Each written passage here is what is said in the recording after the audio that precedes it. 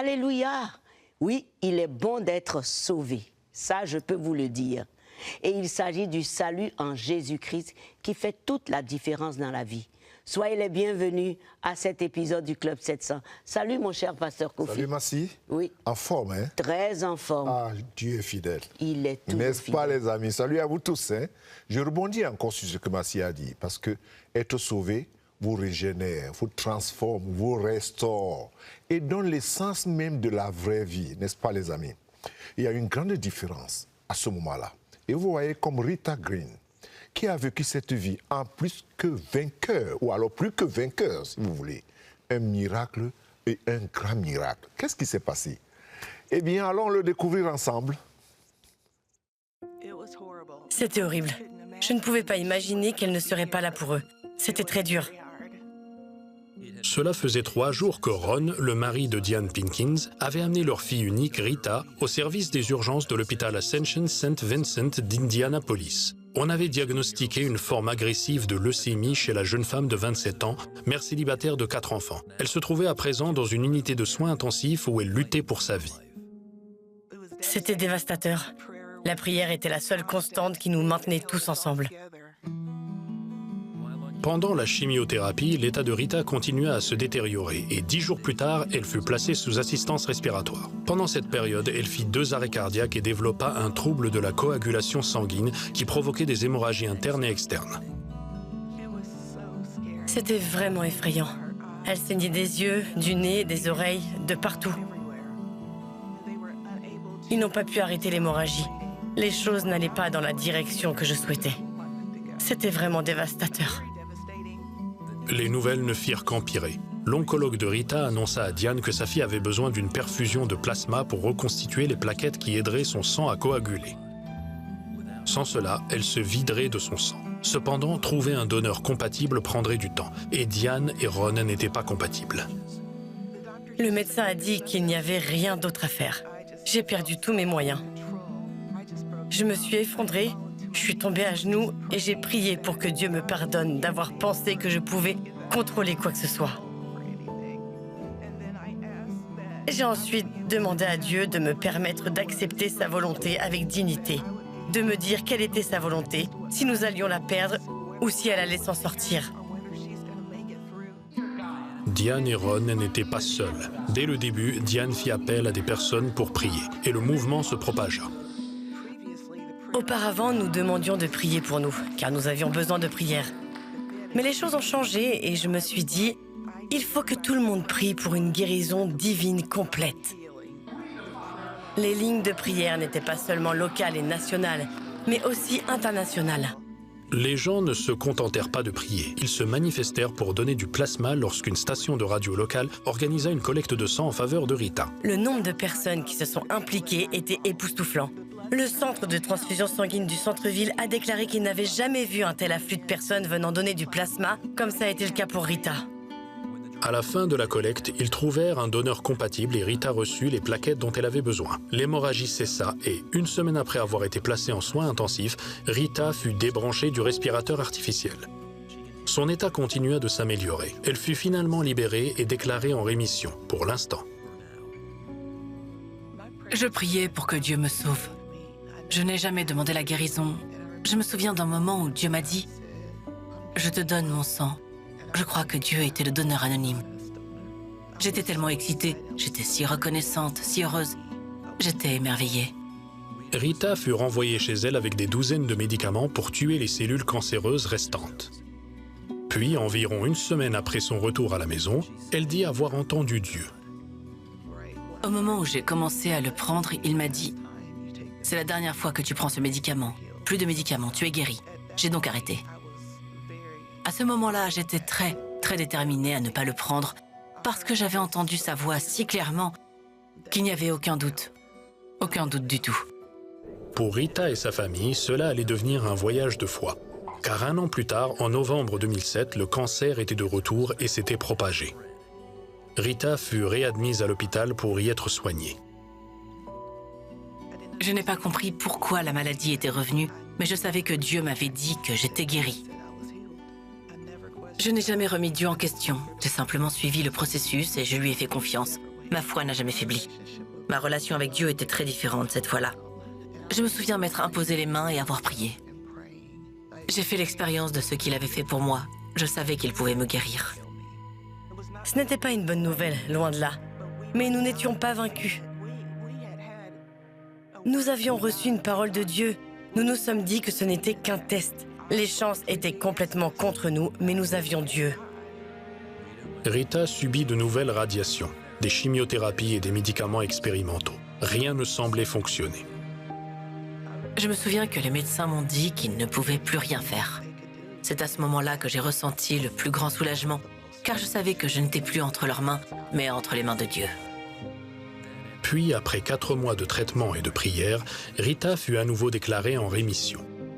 Le 25 mars 2008, Rita sortit de l'hôpital et le dimanche suivant, une célébration fut organisée à l'église. Ce fut le jour le plus glorieux, même si, dans notre esprit, nous savions que cela allait arriver. C'est Dieu qui avait choisi le moment. Rita n'a pas eu de cancer depuis plus de 16 ans. Depuis, elle s'est remariée, a eu un autre fils et est plus active que jamais, occupant 3 emplois et se portant constamment volontaire pour aider les moins fortunés. Avant, ma foi était comme une graine de moutarde. C'est tout ce qu'elle était. Aujourd'hui, ma foi est une foi haute comme les montagnes. Je crois que Dieu peut tout. Aujourd'hui encore, Dieu accomplit des miracles dignes de ceux de la Bible. Il entend la voix des masses et il entend la voix d'un seul. Si nous nous humilions et nous soumettons, tout le monde peut vivre de grandes choses. Je veux simplement que les gens sachent que son amour, sa puissance, son omnipotence sont réels, tellement réels. Dieu est avec nous. Vous n'êtes jamais seul. Rien ne lui est impossible.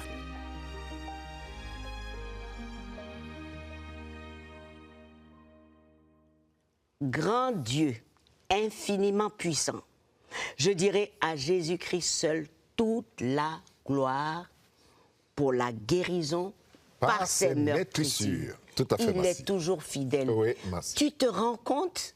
Elle a eu la victoire totale. J'ai l'habitude de dire, et je le dis encore à quelqu'un qui nous suit maintenant, Massi, Oui.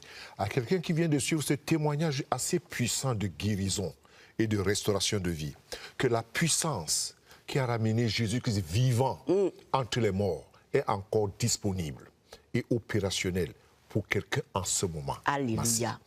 La puissance et le même esprit qui a ramené le Christ vivant entre les morts. Je m'adresse à quelqu'un. Cette puissance est encore opérationnelle. Elle est encore disponible pour vous. À tout de suite. Maintenant même. Mais ne nous quittez pas. À tout de suite.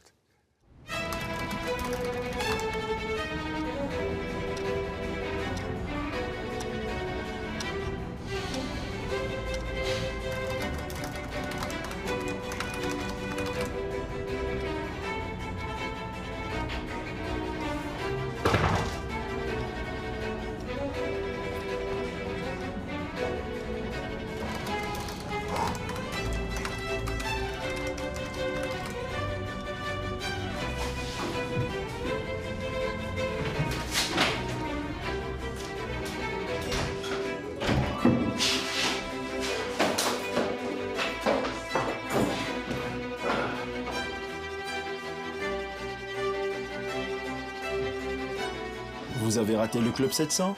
Ne vous inquiétez pas.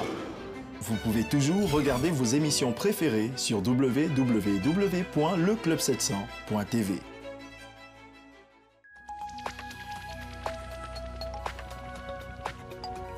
Si vous avez des questions spirituelles, des besoins de prière ou même si vous avez besoin de conseils, n'hésitez pas à nous contacter aujourd'hui à cette adresse ou au numéro suivant.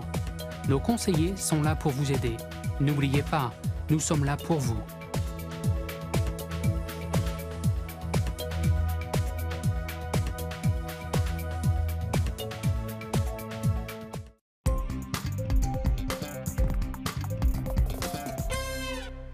Vous nous retrouvez au Club 700 pour retrouver la talentueuse productrice de films à succès. Voyez le nom, Miliou Akré Loba, de Côte d'Ivoire. Mais je vais vous dire quelque chose sur ce nom. Akré Loba. Mais chez nous, les côtiers Loba, c'est Dieu. Ah, formidable.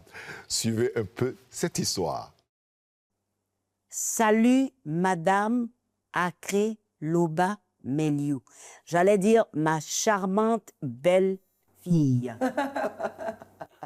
Alors, tu es réalisatrice, productrice, tu es aussi expert en parentalité, tu es écrivaine, tu écris des livres des enfants, et puis tu fais de beaux films, des courts-métrages, de longs-métrages, et c'est mon plaisir de te recevoir au Club 700 aujourd'hui. Quelle grâce. Quelle grâce. Merci à Jésus. On va commencer par ce film qui a eu un grand succès depuis 2017, je crois, au FESPACO. Parle-moi de ce film-là, Blog. Alors, moi, j'ai un background de publiciste, plus. Et puis, ma famille va au Cameroun. Je me trouve on va dire, à me remettre en question. Et là, je commence à réfléchir sur les choses que je devrais faire, ce à quoi je suis appelée.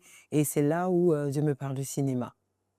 Alors, c'est vrai que je suis dans l'audiovisuel, donc je fais tout ce qui est film corporate, institutionnel, publicitaire, mais le cinéma, pas tellement. Alors là, je décide, sur la parole du Seigneur, de commencer un film. Donc, j'écris une belle histoire, je la présente aux différentes chaînes télé. La RTI aime beaucoup, me dit, bon, ton film est beau, il est intéressant, il est un peu cher, donc on va le coproduire avec une autre chaîne télé, TV5 Monde Afrique, et c'est comme ça que cette série Blog voit le jour. Alors, j'avoue qu'au début, je venais avec ma casquette de productrice. Donc, je produis le film et je cherche un réalisateur. Et je fais plusieurs interviews pour chercher des réals, mais personne ne comprend. Je n'avais pas l'impression que les personnes épousaient vraiment la vision. Ils voulaient un film très simple, avec une trame classique, et je ne voulais pas. Et à chaque fois que je rencontrais un réal, j'expliquais les plans que je voulais, l'atmosphère que je voulais, la musique que je voulais. Et après une énième interview, mon assistante me dit, mais madame, vous pouvez être réalisatrice? Je dis, mais non, parce que le réalisateur, c'est la plus grosse casquette sur le plateau, c'est le réal, quoi. Je dis, mais non, moi, je ne peux pas être réal, non, je ne suis pas du milieu des cinémas. Et là, elle me dit, mais pourquoi vous ne feriez pas comme Akissi Delta? Ah oui? Elle dit, Akissi Delta avait la vision de ma famille, mais elle n'avait pas la technique. Donc, elle a pris un assistant réal avec qui elle a travaillé et elle a fait cette très belle série. Et c'est en suivant l'exemple d'Akissi Delta que je me lance avec une casquette de réalisateur. Et finalement, c'était une très, très belle aventure. Très, très belle aventure. Je me posais vraiment la question. C'est vrai que je suis pasteur des jeunes, je suis coach, et on prêche l'évangile, on prie, on veut voir des guérisons, des choses agir, mais quand on regarde dans les chiffres, les jeunes, quand on regarde, on a une très belle prédication, elle aura 2000 vues, 4000 vues. Dès qu'on lance un clip, on a 50 000 vues, 150 000 vues, 200 000 vues, des fois 1 million de vues. Je me dis, mais attends, la musique, l'entertainment, en fait, c'est comme une porte pour pouvoir parler aux jeunes de façon moins, on va dire, peut-être un peu moins agressive ou moins stéréotypée que l'Église. Alors, je me suis dit, pourquoi pas, par le cinéma, faire passer le message de l'Évangile. Ah, c'est ce qui a donné Soirée de Waouh. Soirée de Waouh. Alors, on s'est dit, on veut parler de Jésus et on va parler de Jésus au travers d'un film qui serait pas un film ennuyeux, mais un film avec vraiment un bon mood, très fun, très intéressant à regarder et finalement qui transportera un message qui pourrait changer les vies. Et je t'assure, Tata, c'était une expérience que j'avais jamais imaginée avant. Dans une salle de cinéma où il fait très noir, pendant qu'un film passe, tu sens l'Esprit de Dieu qui est là. Wow. Tu entends des personnes qui pleurent dans la salle. Ah bon? Je me dis, mais qu'est-ce qui se passe ici? Soirée de Waouh. Soirée de Waouh. 10 heures, papa, n'oublie pas.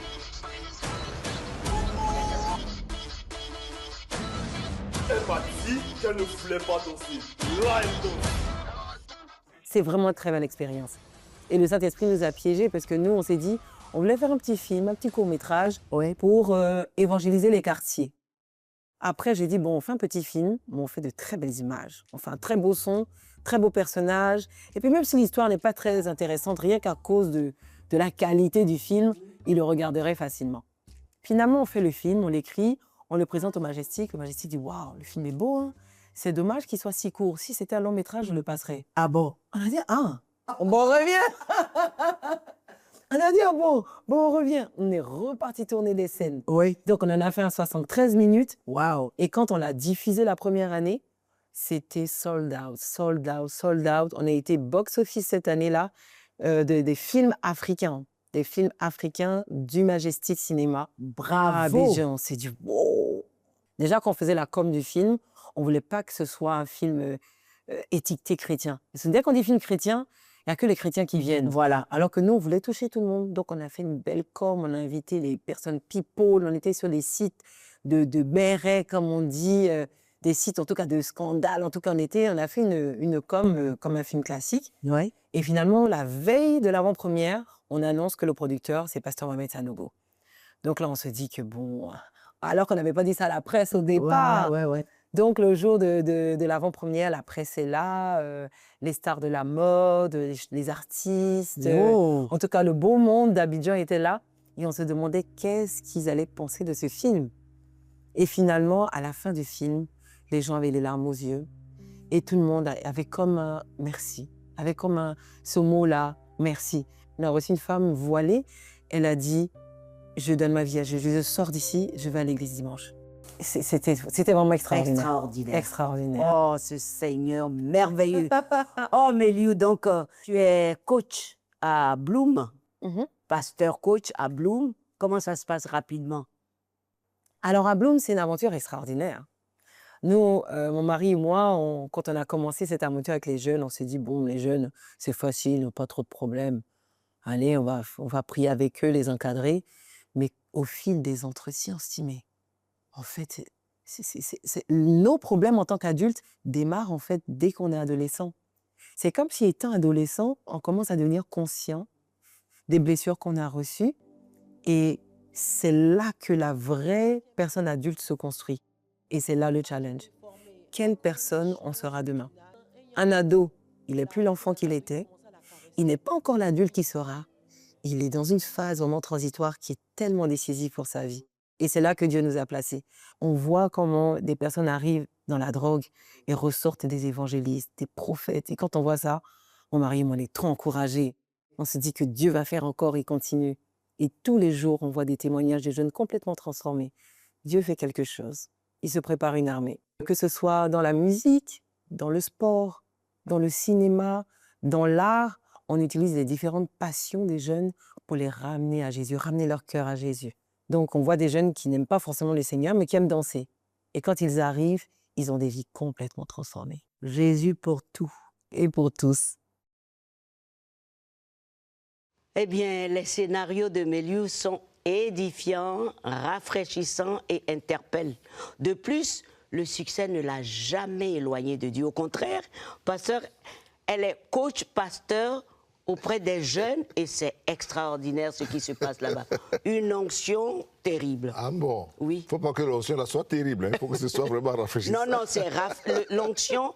C'est-à-dire quand tu suis le culte où ils sont avec son époux, tu sens la présence de ce Dieu merveilleux. Ce que j'ai aimé, c'est sur le Et puis tu as dit tout à l'heure quelque chose, pasteur, sur son nom. Oui, Loba, en Douala, ça veut dire Dieu. Oh!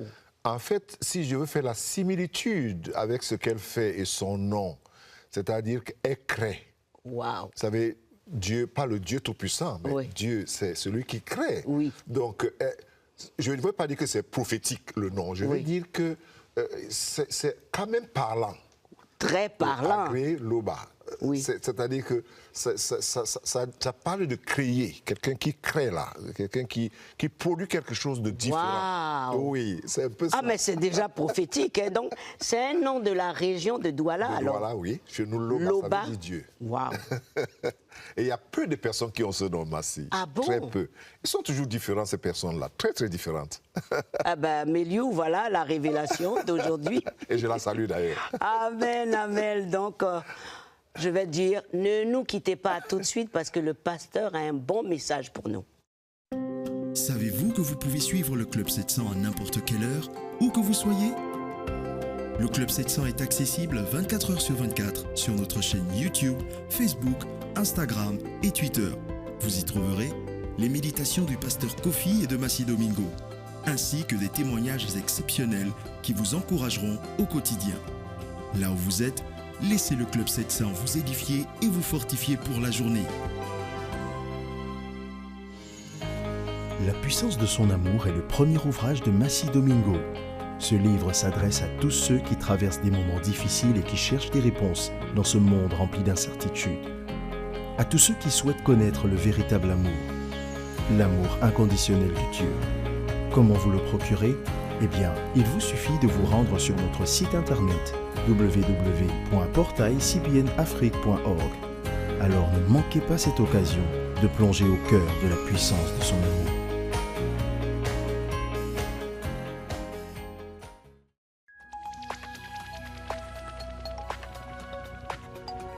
Si vous avez des questions spirituelles, des besoins de prière ou même si vous avez besoin de conseils, n'hésitez pas à nous contacter aujourd'hui à cette adresse ou au numéro suivant. Nos conseillers sont là pour vous aider. N'oubliez pas, nous sommes là pour vous.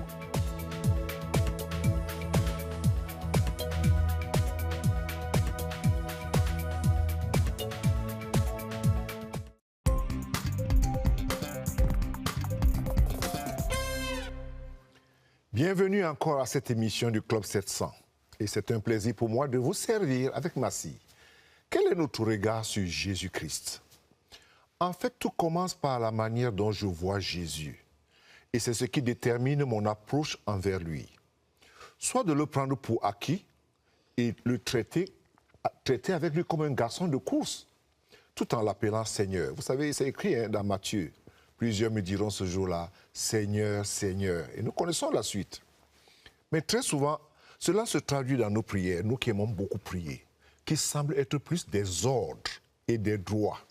Lorsque Seigneur, donne-moi, Seigneur, fais-moi, Seigneur, porte-moi, Seigneur, élève-moi, Seigneur, bénis-moi, tellement moi. Si notre perception de Dieu n'est pas bonne, ou encore elle est fausse, alors il devient très évident que notre relation aussi en subira les manquements.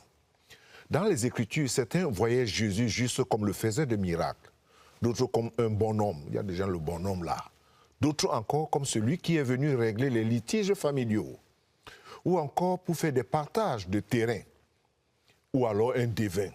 Et quoi encore? La liste est longue. Et dans notre génération aujourd'hui, comment voyons-nous le Seigneur Jésus? Quelle est notre vision de lui? Nous connaissons plus nos droits devant le Seigneur Dieu et nous ignorons moins nos devoirs envers lui. Rita, elle, avait vu de quoi Dieu est capable. Elle avait compris. Ce n'était pas juste le Dieu comme tout le monde le traitait. Elle avait vu quelqu'un de plus, de l'absolu. C'est pour cela qu'elle s'est tenue ferme pour sa guérison. Elle avait vu quelque chose qui dépassait même la compréhension. Je voudrais que tu pries avec moi, s'il te plaît. Parce que ton regard sur Jésus va déterminer comment tu vas t'approcher. Qu'est-ce que tu vas lui dire? Alors prie avec moi. Seigneur Dieu, en suivant ces histoires et ces témoignages, je voudrais premièrement te demander de me pardonner de tous mes péchés et tout ce qui est dans mon cœur que je ne peux pas dire. Pardonne-moi, Seigneur. Et lave-moi de ces péchés. Maintenant même, Seigneur, je reçois Jésus comme mon Seigneur et mon Sauveur personnel. Amen. Je voudrais te dire quelque chose sur cette prière. Lorsque nous disons, Seigneur, je reçois Jésus comme mon Seigneur. Écoutez bien, mon Seigneur, c'est l'absolu, ce n'est pas le relatif. C'est très important. Laisse Dieu avoir toujours la première place et l'unique place dans ta vie. Que Dieu te bénisse. Merci. Merci. Amen. Merci, pasteur. Merci, merci. Voilà, nous remercions Dieu pour sa compassion. Et voici comment cela a vraiment marché pour cette famille au Nigeria qui n'avait pas les moyens nécessaires pour soigner les jambes de leur fille. Elle ne pouvait pas marcher correctement. Regardez comment l'aide est venue. Joanne est née avec le rachitisme, une maladie génétique douloureuse qui faisait fléchir ses jambes. Elle n'aimait pas aller à l'école car les autres enfants se moquaient d'elle. À la maison, sa mère devait constamment veiller sur elle. Elle ne peut faire que quelques pas avant de tomber. Je dois la porter toute la journée pour pouvoir accomplir toutes mes tâches. Les parents de Joanne essayèrent d'économiser de l'argent pour son opération, mais les licenciements massifs au Nigeria les mirent tous les deux au chômage. Nous avions 2 enfants et aucun revenu. Nous avons créé une entreprise de production d'huile de palme. Cela fonctionnait bien, mais nous n'avons jamais pu économiser assez d'argent pour payer l'opération coûteuse de Joan. Nous étions désespérés. Sans opération, Joan serait stigmatisée. Elle ne pourrait jamais avoir une vie normale ou réussir comme nous savions qu'elle le pourrait si elle avait des jambes droites. Nous étions très déprimés, mais nous prions pour que Dieu nous vienne en aide. Alors qu'ils se trouvaient dans une clinique, ils rencontrèrent un représentant d'Opération Bénédiction. Peu après, nous avons payé l'opération chirurgicale dont Joanne avait besoin pour redresser ses jambes. Ma fille n'est plus stigmatisée. À tous ceux qui soutiennent Opération Bénédiction, merci, merci. Vous avez enlevé un énorme fardeau de nos épaules. Ma fille ne souffre plus et n'a plus peur d'aller à l'école. Dieu a répondu à nos prières. La voir marcher avec des jambes droites me procure une grande joie. Merci à tous ceux qui soutiennent Opération Bénédiction. Merci, merci. Que Dieu vous bénisse. Merci beaucoup. Je vous aime tous. Eh oui, Dieu merci. Cette aide a 2 beaux noms. Opération Bénédiction, pasteur. Et puis, vous, très chers partenaires de la part de Jésus-Christ. Oui. Et ça, j'aime ça. Oui. Hein? Alors, ce que je voulais dire, Massi, c'est que désormais, vous serez toujours mentionnés par nous dans ces émissions à cause de vos dons. Et vous serez toujours appelés, interpellés, vous suppliant de venir et de faire vraiment part de vos dons pour soutenir quelqu'un. Oui, parce que la Bible dit, celui qui donne aux pauvres prête à l'Éternel. Tu te rends compte? Lui qui ne garde jamais le crédit de quelqu'un. Comme on dit à chez Dieu. Moi, j'aimerais bien prêter à Dieu. Hein. Ah oui, oui. Vraiment, vraiment. Alors faites-le, les amis. Faites-le. Oui, oui, Faites-le. oui. Et bon. Donc, c'est sur cette note de bénédiction que nous allons vous dire au revoir et à très bientôt. Que Dieu vous bénisse.